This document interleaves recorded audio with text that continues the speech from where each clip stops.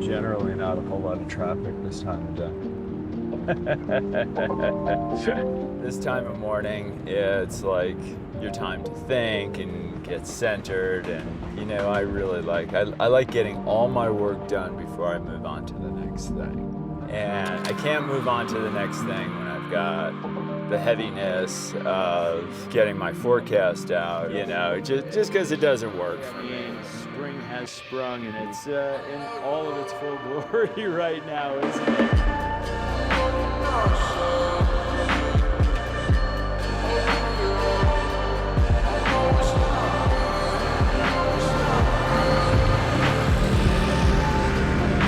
You know, there's such a deep community connection, and the Utah Avalanche Center is so woven into this culture on so many different levels for helping give people information that potentially saves lives.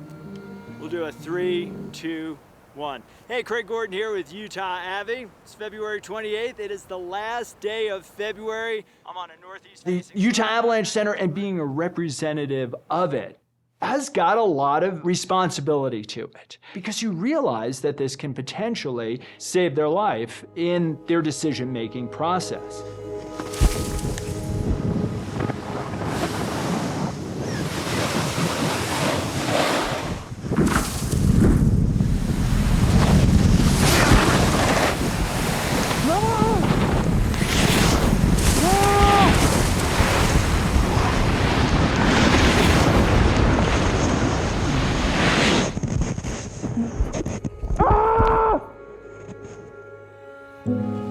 Yeah, this is the owl. Thank you for keeping us updated. Today we're doing a Backcountry 101 course, so we're going to spend the day covering companion rescue, digging a snow pit, and talking about terrain management.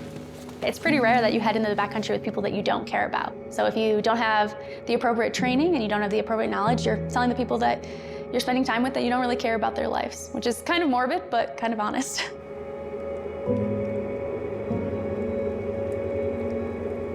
I did have an experience maybe 5 years ago that I lost 3 friends within the period of a week and a half. And I think that was really a wake-up call. It was to a crevasse fall as well as an avalanche within a week, so. For many of us, these ideas of risk and mortality are just these esoteric bits of philosophy until you have that moment. And it's either you or a friend or family that maybe doesn't come home at the end of the day. And that might change everything.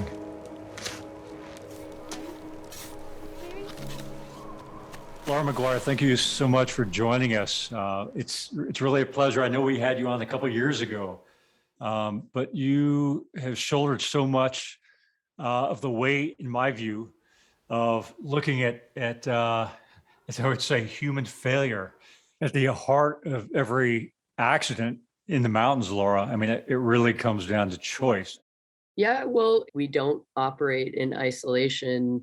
You know, our decisions and actions they don't come from nowhere. We have to have transparency about what went wrong that's not judgmental, and that's able to be processed in a way that helps us to learn from it. You know, everybody talks about the greatest snow on earth, but we have the greatest backcountry community on earth as well. This thing's so ready to go.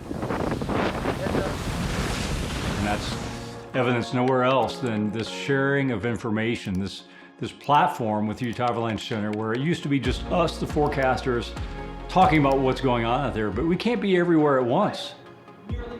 One of the main goals and emphasis of the Utah Avalanche Center is to empower people so that they can make better decisions. I mean, powder is knowledge, right? Knowing the days that you can send it, knowing the days you need to rein it back in.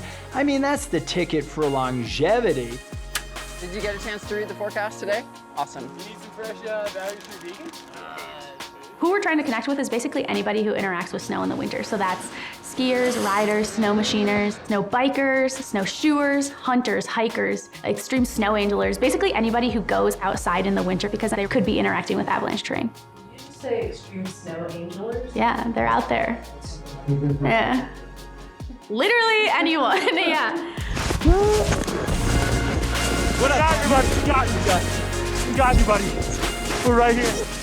I mean, when you're heading to the mountains now, I mean, there's really no excuse to go in there unaware of what the current conditions are. It's all right there for you. I mean, the mountains are going to talk to you. Even if you are an expert, approaching the mountains with a beginner's mind should keep you alive for years to come.